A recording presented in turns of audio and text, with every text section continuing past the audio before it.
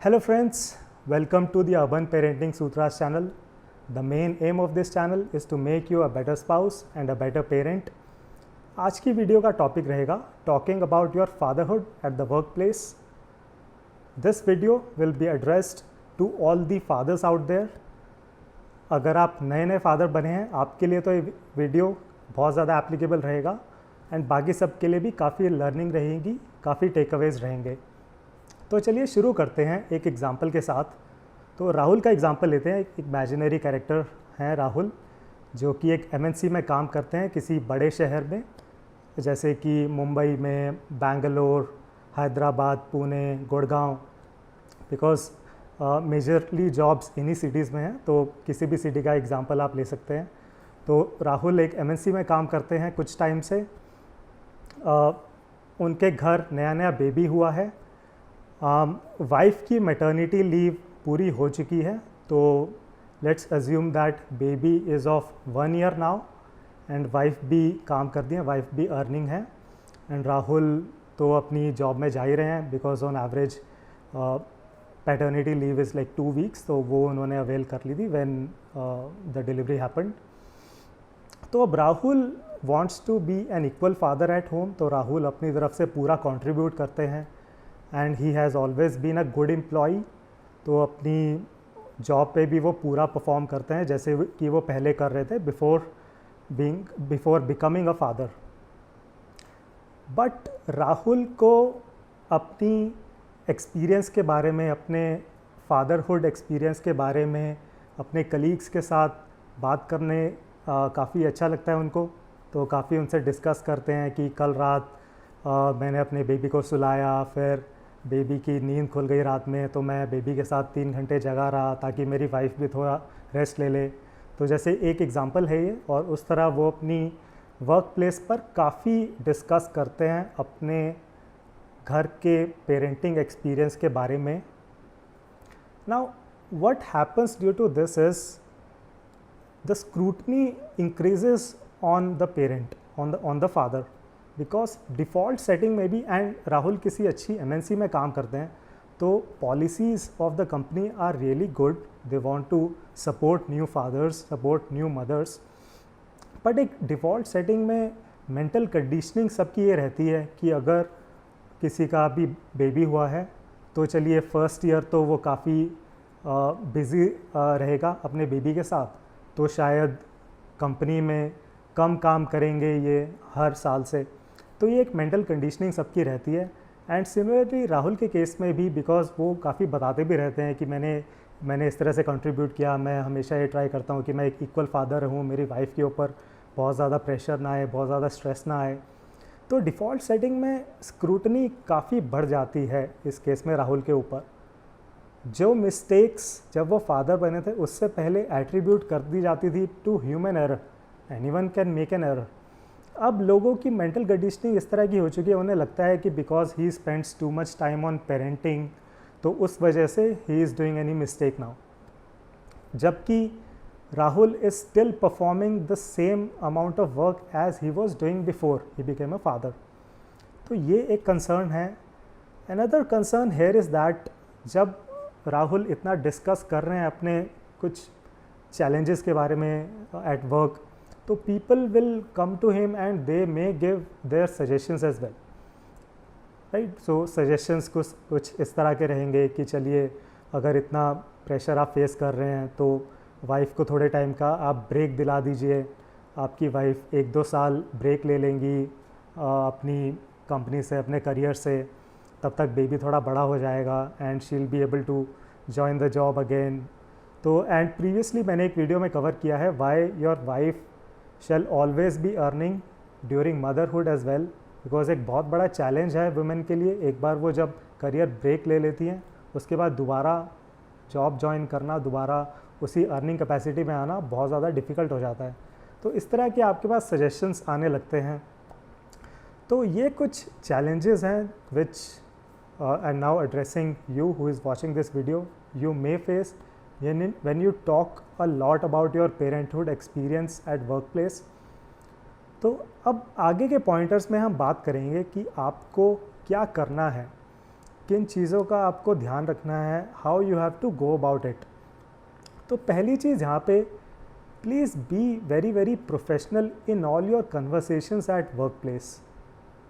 Generally लोग क्या करते हैं, they think that people who they work with are their friends, but please realize friends का आपकी लाइफ में एक अलग रोल है। जो आपके कलीग्स हैं उनका भी बहुत एक इम्पॉर्टेंट रोल है आपकी लाइफ में, but they may not be your friends. तो जैसे आप फ्रेंड्स के साथ तो आप सब कुछ आप डिस्कस कर सकते हैं, राइट, उस तरह आप कलीग्स के साथ आपका एक अलग वर्किंग रोल है, उनके साथ एक अलग तरह की इंटरेक्शन होती है। तो प्लीज़ प्रोफेशनल रहें अपनी सारी कन्वर्सेशंस में एट वर्क प्लेस। जब आपका बेबी होता है तब डेफिनेटली उन्हें कुछ स्वीट्स खिलाएं, कुछ पार्टी देनी है, डेफिनेटली गो अहेड, उनको बताएं, उनके साथ एक बार आप सेलिब्रेट करें, एंड उसके बाद come back to your professional working capacity. उसके बाद आप बहुत ज़्यादा उनके साथ डिस्कस करना अवॉइड करें, राइट। सेकेंडली, अपने वर्क प्लेस पे आप अपनी एक्सपेक्टेशन सेटिंग ज़रूर करें in terms of working hours, कि जैसे आप बताएं कि अच्छा you will be working, let's say 10 से 4 मैं ऑफिस से काम करूंगा, तो 6 घंटे ये हो गए। उसके बाद I log in from home, घर जाके I will be logging in from 5 to 8। तो ये आप एक्सपेक्टेशन सेटिंग कर दें कि ये मेरे 8 या 9 या जितने भी आपके वर्क प्लेस पे एक्सपेक्टेड वर्किंग आवर्स हैं, ये मेरे वर्किंग आवर्स रहेंगे। एंड पूरा आप कोशिश करें कि आप उन वर्किंग आवर्स को ज़्यादा से ज़्यादा प्रोडक्टिव बनाएं। जैसे if I give one example, तो ज़्यादातर कॉर्पोरेट में people go for team lunches, right. So Rahul का जैसे हम एग्ज़ाम्पल ले रहे थे, तो Rahul is someone who has his lunch at a very good early time like 1 PM। तो वो एक अपने कलीग के साथ 1 बजे लंच करने चले जाते हैं, उनका लंच 1:15 तक ख़त्म हो गया, एंड अब ये उठने लगते हैं तो कोई और 2 कलीग्स इनके आ गए हु कम एट 1:15। फिर राहुल फील्स लाइक बहुत ऑड लगेगा अभी उठना, बिकॉज मेरे कलीग्स ने भी ज्वाइन किया मुझे, एंड तो वो 1:30 तक बैठे रहते हैं। फिर और कलीग्स धीरे धीरे आते रहते हैं, कोई 1:30 आ रहा है, कोई 2 बजे आ रहा है। तो what happens is Rahul is still sitting at the cafeteria at the place of lunch till 2:30।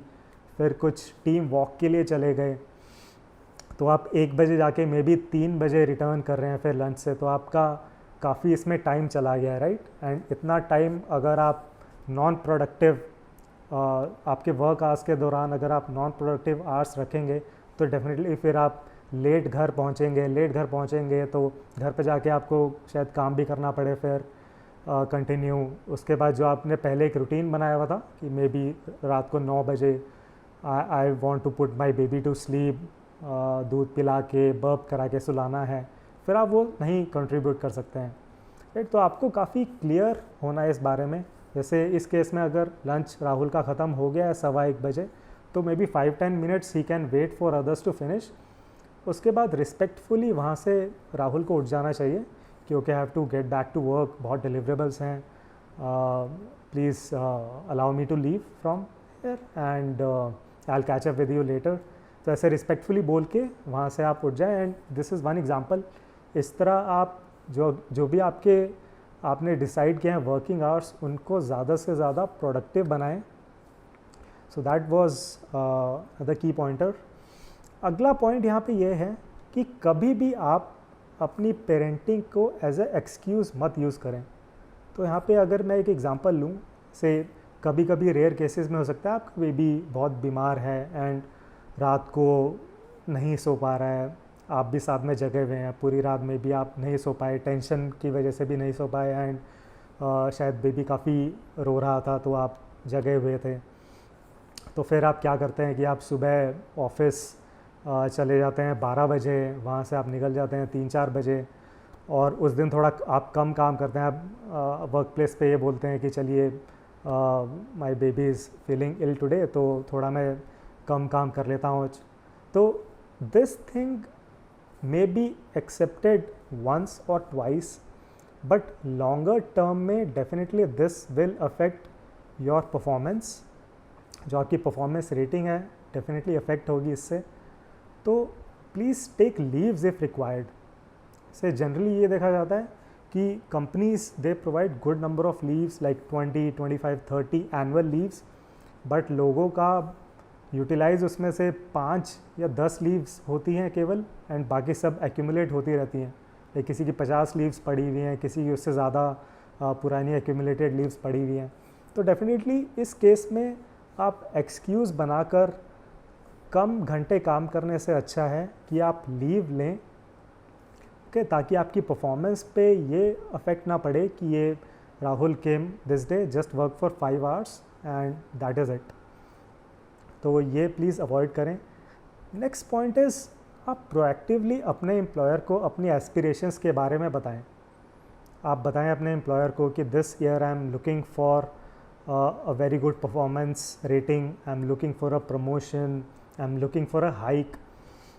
तो वैसे तो आपको ये प्रैक्टिस हर साल करनी चाहिए कि at the start of the financial year, जो भी आपका ईयर है, किसी का जून से मई होता है, किसी का अप्रैल टू मार्च, हर कंपनी में डिफरेंट होता है, बट आप अपने एम्प्लॉयर को बताएं कि I am looking for a very good performance year.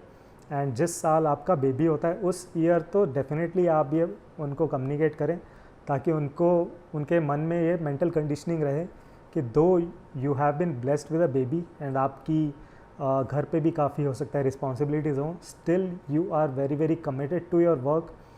आप अपने काम में कोई उसकी वजह से ढील नहीं देने वाले हैं, and you will be respected more at your work place as well, and definitely आपकी परफॉर्मेंस रेटिंग पे भी कोई नेगेटिव इम्पैक्ट नहीं आएगा during that year.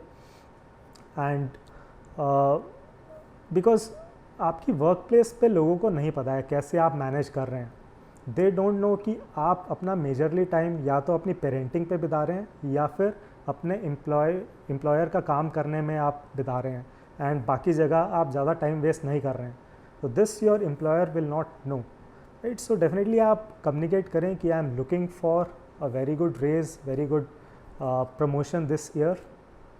So quickly summarizing this video, आप अपने वर्क प्लेस में सारी कन्वर्सेशंस में पूरा प्रोफेशनल रहें। कलीग्स का एक बहुत बड़ा रोल होता है, उसको फ्रेंड्स के साथ मिसअंडरस्टैंड मत करें। अपने वर्क प्लेस, अपने बॉस के साथ एक एक्सपेक्टेशन सेटिंग करें in terms of what your working hours will be, and do try to stick to those working hours, make them more and more productive.